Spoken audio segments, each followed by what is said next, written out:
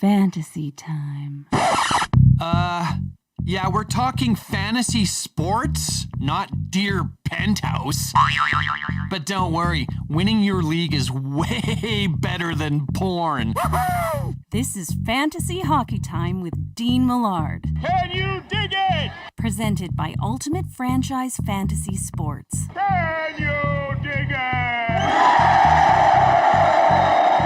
Get in the game where you own the game. Joe owned the Chiefs. Owns.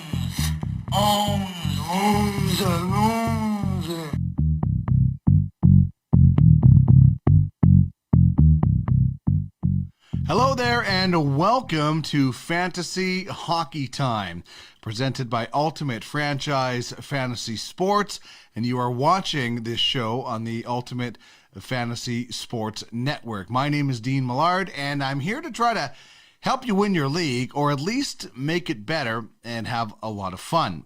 We start things off on this show with one question of the day. This is a serious message. Peace and love. Peace and love. And we're going back to our memories. Not exactly a fantasy hockey question, but in honor of Canada's hockey dad, as he was called by many people over this past week, Walter Gretzky passing away. I want to know what your favorite hockey memory is that you shared with your dad. I had the pleasure of meeting Walter Gretzky a few times and interviewing him for different things. I emceed a night in his honor out in Camrose one evening. It was one of the best nights that we can remember. We pulled the pictures out the other day. So much fun. So that's what kind of inspired this question is memories on the ice or at the game with your dad. Mine isn't an on the ice memory. It's driving into Winnipeg at least once a year to watch the Oilers play. I was an Oilers fan growing up, and I wanted to see that guy, Andy Moog, the number 35. Instead, I always saw that guy, Grant Fuhr, which I appreciate now. Back then, I was not a Grant Fuhr fan because every time I went to see Moog, Fuhr played. Then when he went to Boston, Lemlin played. I didn't see Moog play live until he was in Dallas in 1997 or something like that. Earlier than that. But anyway, it was great to be able to drive in and have the time on the drive in. It's a 2-hour drive from Brandon to Winnipeg, and the drive home with my dad. It was really a lot of fun. And I was just telling my wife the other day, I don't know how you would get tickets back then. We would look at the newspaper and look at the schedule because there was no internet. So I just, he had to get Flyers tickets for my one brother, Washington Capitals if they came for my other brother. So wasn't easy, but I appreciate my dad going all out and doing that. So that's my memory of something to do with hockey and when it comes to my father. And as we all mourn the passing of Walter Gretzky, you can chime in with your answer at Duck Millard on Twitter. And that's where you can have your say with our question of the day. All right, big thanks to our title sponsor, Ultimate Franchise Fantasy Sports. It's the most realistic, it's the highest stakes fantasy platform out there. The UFHL nearly mimics everything about the NHL, including a scouting program and a prize pool.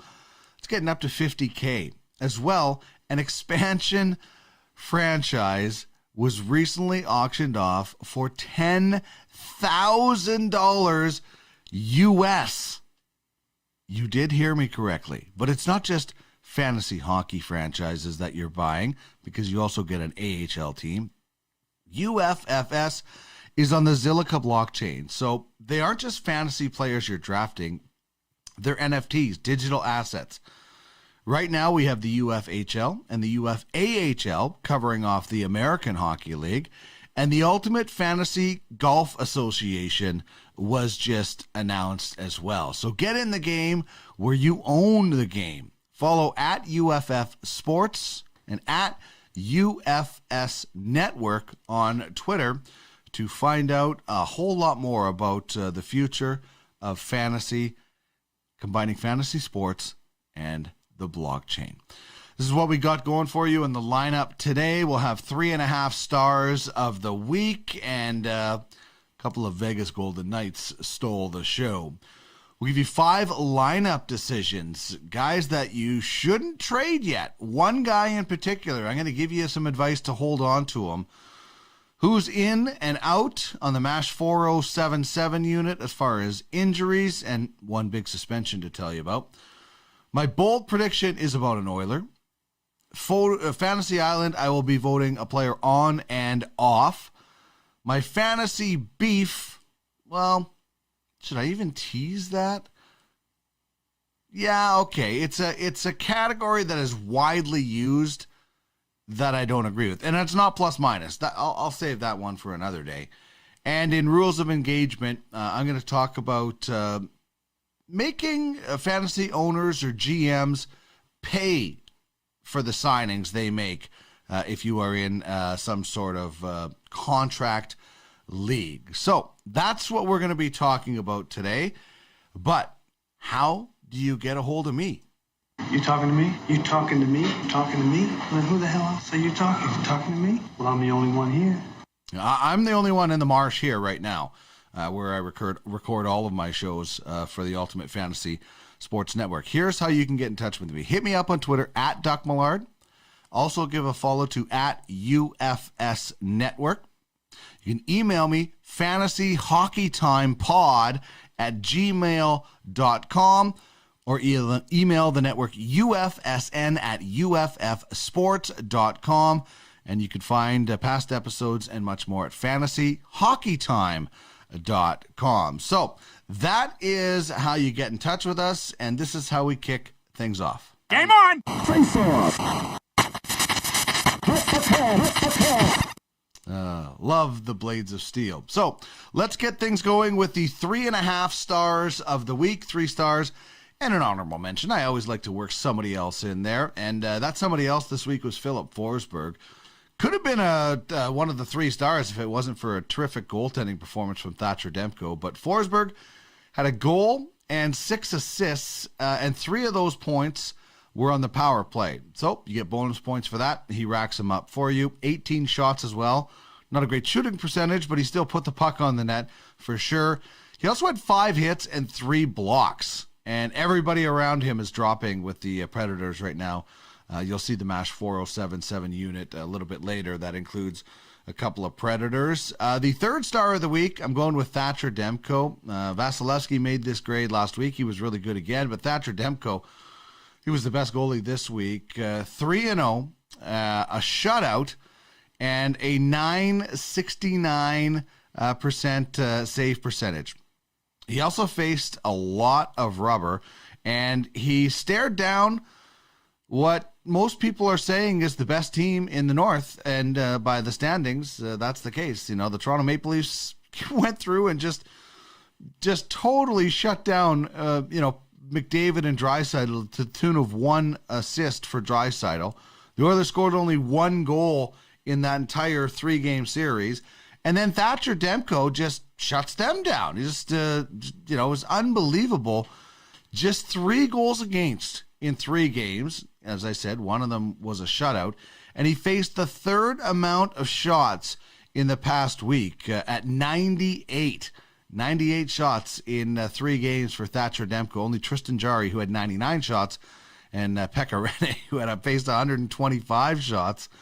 Pekka Rinne and Philip Forsberg, the only guys standing, getting anything done for the Preds these days. So Thatcher Demko comes in at the 3rd star for me, and then it's a pair of Vegas Golden Knights. And man, I love watching the Vegas Golden Knights. Their games start late out here in Alberta. It's perfect. I'd consider it quality family time as my brother hosts the games, so that's kind of fun. And I get to watch former Wheat Kings in Mark Stone. And Max Pacioretty, by the way, was the 2nd star. We'll get to Mark Stone in a second. But Max Pacioretty, 4 goals, 4 assists this week, 24 shots on goal. 24 shots on goal. When you do math, that's 6 shots per game. See, I told my math teacher that I would get something out of math one day. Also had 2 game-winning goals. Depending if your league gets bonus points for that, and 2 overtime goals. So depending on your structure, you could also be cashing in there as well. No penalty minutes for Pacioretty. Mark Stone, 2 goals, 8 assists. He had the 5-point night against the Minnesota Wild. 7 points in the first 2 games against the Wild. He only had 5 shots on goal. So Max Pacioretty has 4 goals, firing the puck from anywhere. Mark Stone, much more selective, but one of his 2 goals was a game winner. So also bonus points. If you get points for takeaways, Mark Stone had 4 of those, if that's a league stat. And he's such a smart player, he will rack those up. I wouldn't be surprised if Mark Stone is one of the leaders in that category at season's end. Very, very smart player, defensively and offensively, and becoming one of the better all-around forwards in the National Hockey League. So kudos to Mark Stone, Max Pacioretty, and the Vegas Golden Knights. Probably the most entertaining team in the league to watch right now, just because the styles are so awesome and run and guns. So good stuff on that. Now let's get to 5 lineup decisions for the coming week. And the first guy we should talk about, that we're going to talk about, is Paul Stashny. Right now, he is on the top line with Scheifele and Wheeler and has been there for the past 3 games. Could be some shuffling with Kyle Connor at some point, but he took the place of Pierre-Luc Dubois. And Stastny has been, if he has been in and out of your lineup for the last little while, it's time to lock him in. At least, like even on the second line, depending on your depth. In the second line of Winnipeg, you're getting some pretty good production. But when you play with Scheifele and Wheeler, you're really, really going to get some chances. So with those top line minutes in 3 games, Stastny has 3 goals on 7 shots. So ride Paul Stastny, get him in the lineup. He might be a guy where you might have the better options for the whole year. But if you don't have him in your lineup because you have some other guys you think you're better, I'd be rethinking that right now until maybe he gets taken off that top line or something like that. So I think Paul Stastny's if you're in a weekly league or something like that, you got to have some really, really good depth if he's not in your lineup. But who knows? There's some pretty good teams out there. The second guy is Jesse Puljujarvi, and he scored the only goal, or scored the goal to get the Oilers going the other night. 4 goals in his last 9 contests, and like all Oilers, he struggled against the Maple Leafs. They only scored 1 goal in that series, but this is what I found very interesting. So the other night against the Flames in the Battle of Alberta, the Oilers, didn't have a whole lot going. So Dave Tippett goes to, in case of need, break glass and put McDavid and Draisaitl together. That's what he did. So when the lines get shuffled up, McDavid and Draisaitl, the 1-2 combination, I think the 2 best players in the league right now. As far as offense, they're not the most complete players yet, but McDavid, what more can I say? And Draisaitl, I think, is the best passer in the league and has had a 50-goal season and would have had another one last year. So you put those 2 guys together, and who stays on that line? Puljujarvi. There weren't a lot of people that would have been predicting that, and rightfully so, at the start of the season. But there were a lot of people that were predicting that he was just going to be a bust and it wasn't going to work. And, here he is scoring goals again, playing with, in my opinion, the 2 best players in the league. So he's only going to get rewarded more. He was put out with those guys, and he produced, and it's infectious. It seems to be right through the lineup. So he has 7 goals and almost 60 shots and 50 hits so far. So he's also filling out those other categories. I didn't have him in my lineup last week, which is good overall because they basically got skunked by the Leafs, but he's in my lineup in my weekly league. Unfortunately, it's a weekly league, but he'll be in my lineup coming up this week, and I'll have more on what I think he'll do in our bold predictions a little bit later.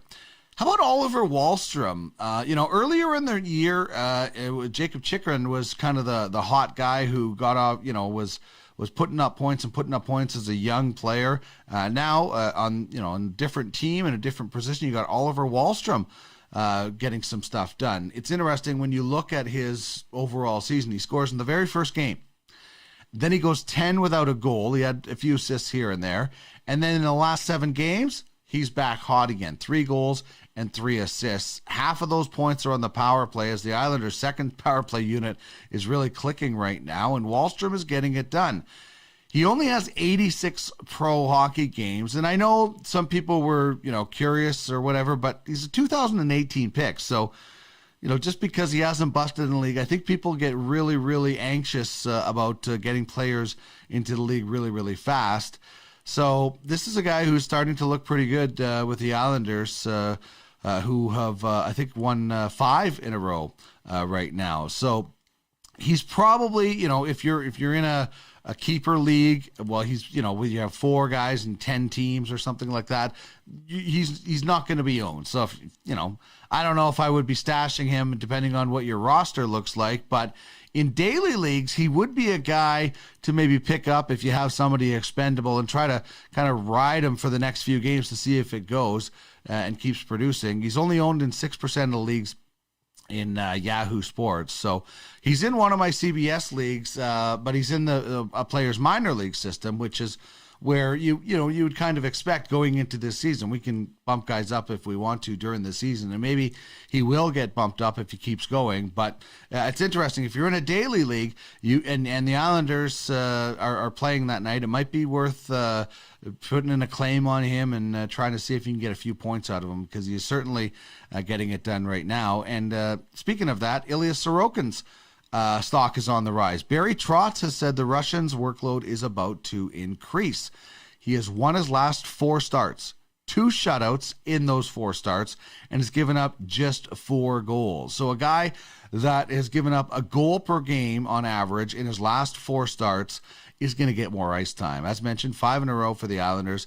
Semyon Varlamov has started 18 of the 25 games so far for New York, and as Trotz alluded to, it sounds like that is about to change. I've always been leery on Varlamov. He's had some really good stretches, but when he's not good, or whether it's a focus issue, I wouldn't have a clue, but he seems to go into these periods where he's really inconsistent. And he's had some really good moments. I think he's actually been better in New York than he was in Colorado. But it looks like Sorokin is going to get more and more ice time. So if you have both, that's great. The only drawback with Sorokin right now is he's not facing a lot of shots.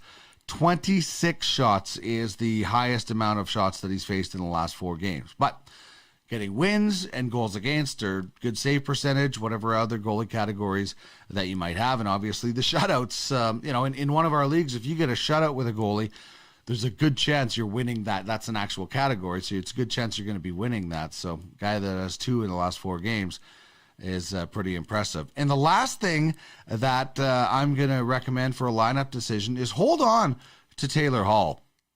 I don't know what the hell is going on in Buffalo. When Ralph Kruger was in Edmonton and I was covering the Oilers, I thought he was a really great communicator. Every player that I talked to about him loved playing for him. I thought it was a massive mistake that the Oilers let him go. Then he goes and does some really good things on the pitch and at the World Cup of Hockey with this thrown together team. And I wasn't surprised that he got back in the NHL. I'm just shocked at how badly it is going. I don't know what is rotten in Buffalo, but something. What I would say about Taylor Hall is he's going to get traded to a contender. He signed a 1-year deal. So he's getting traded on or before that April 12th deadline. I don't know why the Sabres, they're and listen, there might be a lot of teams, if the Sabres can create a bidding war, then they get lucky. If not, then they just got to get something for him. So he's going to be motivated. So as long as you can stash him on your bench and you have room, I would not be trading Taylor Hall. And if you are, you're not a contender, then wait till the deadline. You don't have to worry about quarantining players in fantasy hockey. So if you have Taylor Hall and you're a playoff contender, I would recommend holding on to him. He's going to be motivated, trying to get a new contract for next year, maybe a long-term deal, or maybe he just, signs these kind of like little mercenary contracts, 1-2 year, and goes around to try to win a title. But he's going to get dealt. And So yeah, don't be selling low right now on Taylor Hall, and try to convince your trade partner that his value is going to go up after the deadline, because I think it is. I think that I think Taylor Hall is going to improve as the year goes on, and I think because he's going to be a little bit more motivated to try and get a pretty good deal. So there are my 5 lineup decisions and recommendations. Work Stastny into your lineup for sure. Keep Jesse Puljujarvi going as the Oilers. Hopefully we'll get it going. Watch Oliver Wahlstrom. Pick him up in some daily leagues if you're out there. Sorokin for the Islanders. And hold on to Taylor Hall. 'Tis but a scratch. A scratch? Your arm's off. No, it isn't. Well, what's that then? I've heard worse. You've got no arms left. Yes, I have. Look! Just a flesh wound. What are you going to do, bleed on me? I'm invincible! All right. Well, Colorado Avalanche fans and certainly GMs and team owners that have been leaning heavily on Nathan MacKinnon have to be disappointed right now. He is day-to-day, missed Saturday, might miss Monday. Bednar said they expect him to miss a few games. 22 points in 19 games. So sorry for your luck if you have MacKinnon and you're in a weekly league and you have to commit to him on Monday. Still one of the dumbest things, and I railed on it last week on the first episode of this show. That, I had Markstrom and Antti Ranta as goaltenders. Both of them were injured, and because their teams played a game, they were both locked out. Then I couldn't start one for the rest of the week. It's just absolutely ridiculous. So, sorry if that's your case in with Nathan MacKinnon, because he could be out for a few games. Maybe he returns, though. Definitely be checking before the games lock in at usually 5 o'clock Mountain Time, 7 o'clock Eastern. Tom Wilson, you saw the hit on Brandon Carlo, who is also out with, who knows how long. But Tom Wilson receives a 7-game suspension. Not so much an injury. The hit resulted in an injury. But if you have Tom Wilson, who is, a fairly well-rounded fantasy player for the points and hits and penalty minutes, if those are a category. So Tom Wilson will not be available for the next little while. And then you look at what's going on with the Nashville Predators, and you got Matt Duchene out 3 to 5 weeks with a lower body injury. He was placed on IR on Saturday. Ryan Ellis is also out 4 to 6 weeks with an upper body injury in Nashville. Elias Pettersson, day-to-day, did not play Sunday versus Montreal, so check his status or Saturday it was against Montreal. Check his status for Monday night and see what happens for the most gifted player in Vancouver for the Vancouver Canucks, although they do have some pretty good players surrounding him. And Nico Hischier, we told you about him last week. He took a puck in the face. It actually hit his visor and did a lot of damage. He has a concussion, so he's been moved to IR. He just was named captain in New Jersey, so he is week to week right now. Everybody knows you don't mess around with concussions, so they're going to take that very seriously. Also, keep an eye on Alex Pietrangelo.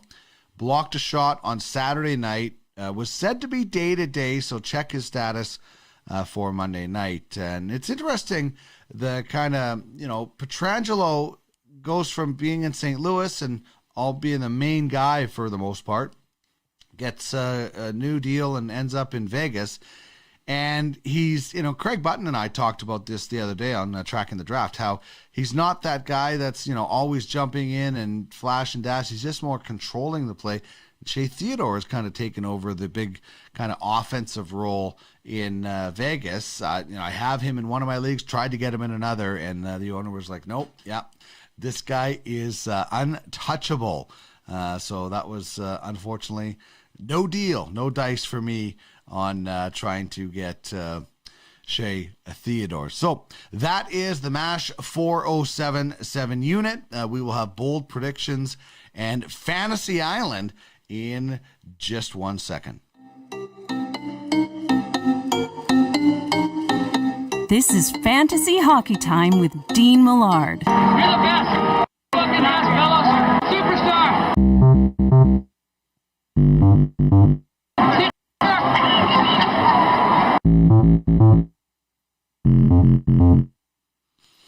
Fantasy Hockey Time is part of the Ultimate Fantasy Sports Network, your one-stop fantasy sports shop. We are building something all fantasy fans will love, and we're looking for quality programming to join us. Reach out if you're interested in being part of the rotation, whether you have a daily, weekly, or even monthly show. If it's about fantasy sports, we'd love to chat. Follow at UFF Sports, at UFH League, and at UFS Network for more information on how you can own the game. So get in the game where you own the game by following at UFS Network. Hear me now and believe this later. Prediction? Yes, prediction. Pain. It's a bold strategy, Cotton. Let's see if it pays off for him. We want to pump you up. All right, well, I'm going to try and pump up your fantasy team this week with a bold prediction. Unfortunately, my prediction of Tuukka Rask and a bunch of shutouts from this week didn't work. He got shut out today, and it's so weird. You know, if you're in multiple fantasy leagues, you know that sometimes your players are facing each other. Well, today I was thinking Tuukka Rask has a really good chance of getting the win against New Jersey, maybe gets a shutout. Instead, Scott Wedgwood shut out the Bruins for New Jersey. I have him in the Ultimate Fantasy Hockey League. Big 12.5-point day, but we're last place. We're playing for next year. We're rebuilding. So fantasy worked against me today as I was really hoping for a big night this week, a big week from Tuukka Rask. All right, as for my bold prediction, here it is. If you're watching on UFSN, if you're not, why not? This is my bold prediction. Jesse Puljujarvi is going to score 4 goals in the 3-game series versus the Senators. The Oilers play the Sens for their first 3 games of this week. I don't know who the 4th game. Maybe it's Vancouver. I want to say it's Vancouver, but I'm just checking right now to see. Yeah, it's the Canucks as their 4th game. But in the first 3 games, Puljujarvi, who is most certainly going to be staying with at least McDavid, and I don't know if Dave Tippett's going to start rolling McDavid and Draisaitl together for a few games just to get things flowing again. I don't know, but I am making a bold prediction that Jesse Puljujarvi will score 4 goals in the 3-game series versus the Ottawa Senators. So there you go. What's your bold prediction? Hit me up on Twitter at Millard. Let me know what you think for a bold prediction this week when it comes to fantasy. Welcome to Fantasy Island.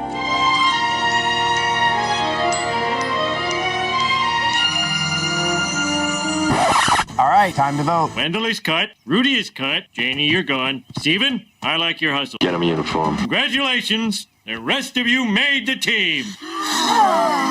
Except you, and you. Thank you, Homer. The voting on and off of Fantasy Island has completed, and here is what's happening with that.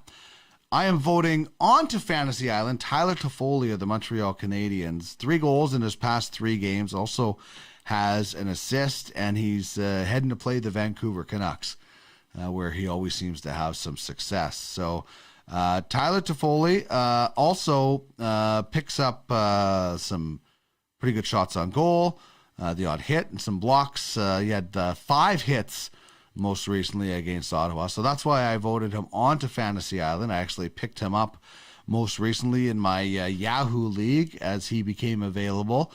And I have Brendan Gallagher too. And those 2 guys are playing pretty well. You know, I think they've been pretty impressive for the Habs, notwithstanding the other night. But yeah, so that's who I'm voting on. And I'm voting off Ryan Ellis because he is injured. As I told you in MASH 4077, We've got Ryan Ellis out 4 to 6 weeks. And I think Ryan Ellis is a great defenseman. I really do. But, the season is way too short to be keeping somebody who is on the shelf for 4 to 6 weeks. So that's why Ryan Ellis has been voted off of Fantasy Island. This is Fantasy Hockey Time with Dean Millard. When you pull on that jersey, you represent yourself and your teammates. And a name on the front is a hell of a lot more important than the one on the back.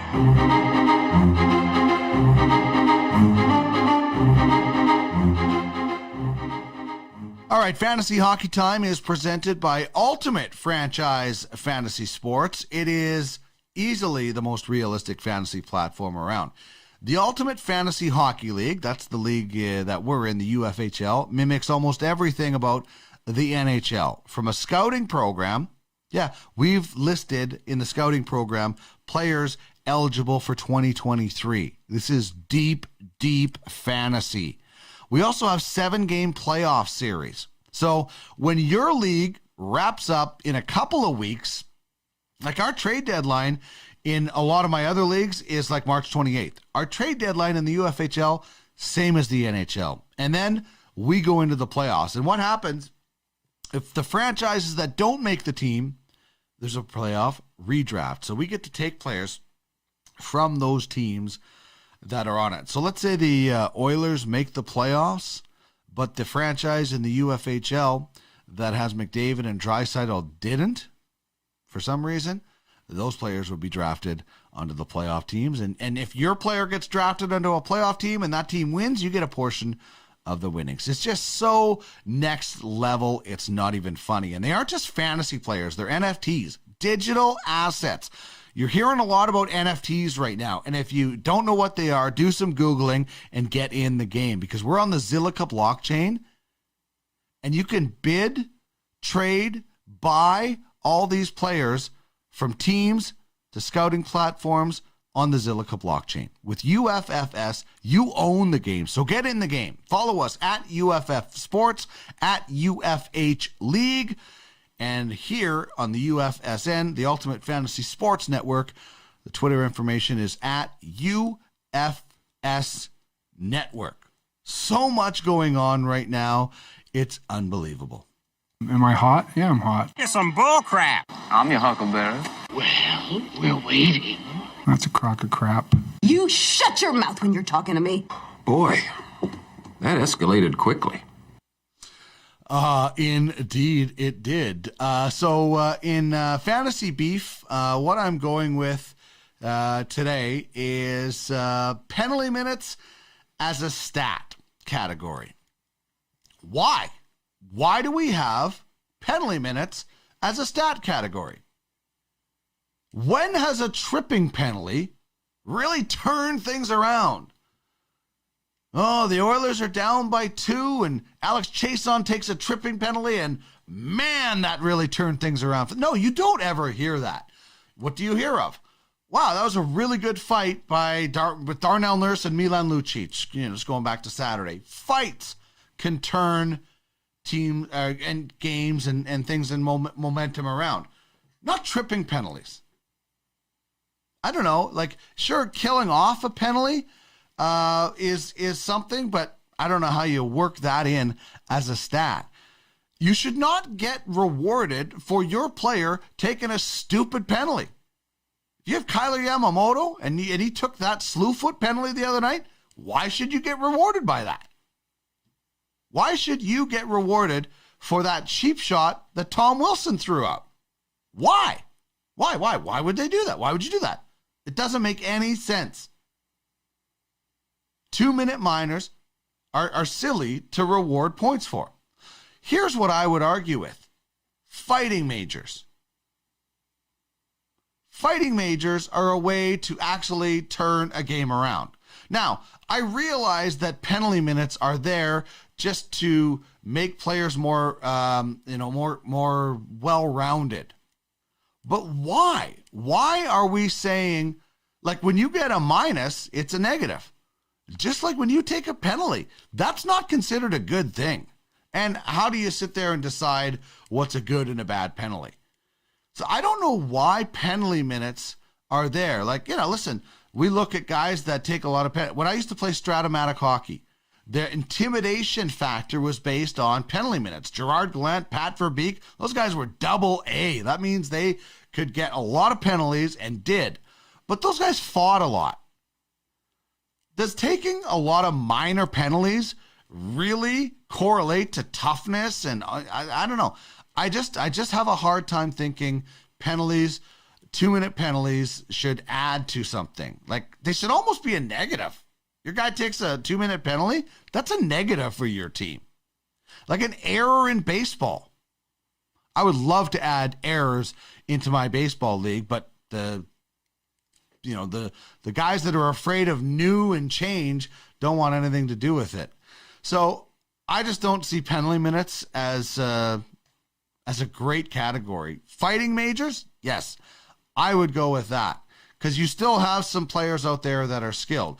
It's going to take away from a lot, like, I don't know, like, you're not drafting Elias Pettersson to get penalty minutes. So that's the way I would look at it. Hits for sure as well. And I know that a lot of arenas are subjective for shots sometimes and hits, but you use shots when it comes to players, and you use shots on goal when it comes to goalies. So hits should be a no-brainer. We have blocks in one of my leagues and not hits.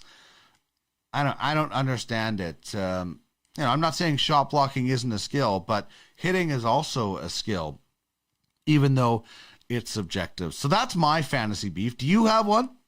Let me know at Duck Millard on Twitter if you have a fantasy beef.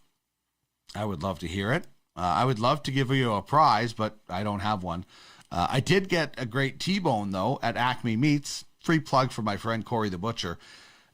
T-bones are awesome, and we still have lots left over for breakfast in the morning. We had some pork sausages from him as well. So tying it in with fantasy beef, go see Corey the Butcher at Acme Meats and get some great stuff. So that's my fantasy beef. Penalty minutes as a stat, they just do not make sense to me at all.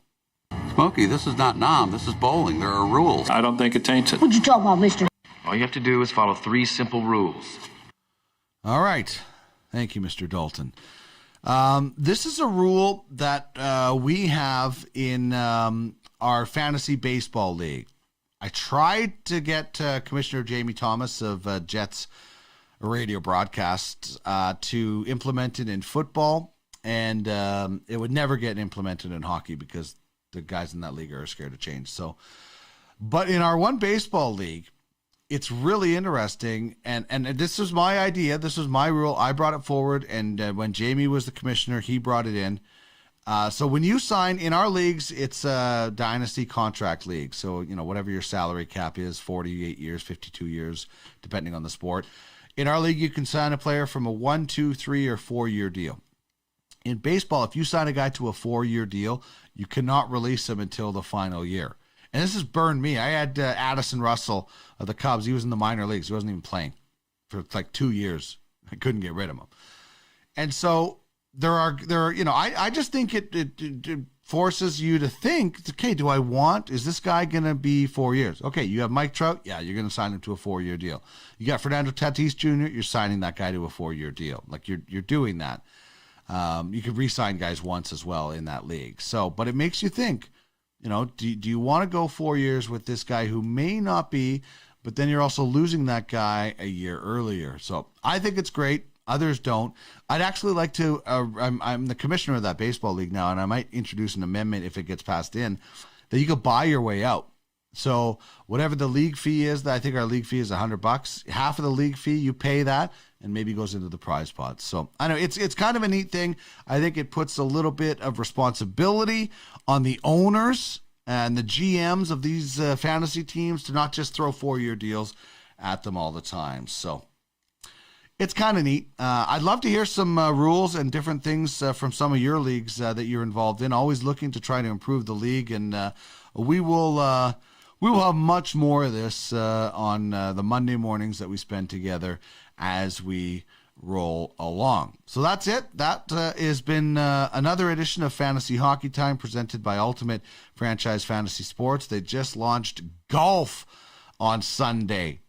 The Ultimate Fantasy Golf Association. It is going to be next level. I can't wait to see what other sports they're going to be diving into, but it is easily the most realistic, the highest stakes of fantasy hockey. I mean, in your league that you consider high stakes, did an expansion team sell for $10,000 US? Because that's what happened last Sunday. A week ago Monday, a week ago today, a franchise sold for $10,000 US. Because again, these are digital assets. They're NFTs on the Zilliqa blockchain, the best blockchain in the business. No doubt about it. All right, that means it is time to wrap things up for another episode. Thank you so much for tuning in here on the Ultimate Fantasy Sports Network. If you'd like to get in touch with me, you can contact me at fantasyhockeytimepod@gmail.com and check out podcastalley.ca for some of my past shows. Fantasy Hockey Time is part of the Ultimate Fantasy Sports Network. UFSN is your one-stop sports fantasy shop. Follow along on Twitter at UFS Network. And find UFSN on YouTube. If you have a fantasy show, hit us up and join the fun. This has been Fantasy Hockey Time, helping you win your league and make it better. We'll chat again next Monday for this show. We'll have Tracking the Draft with Craig Button on Wednesday as we look towards the 2021 NHL Draft. And of course, we will have UFHL Now on Friday. 2-Minute Tuesday comes out tomorrow, and a UFFS podcast in another week or so. Thanks very much. Have yourself a good week in fantasy.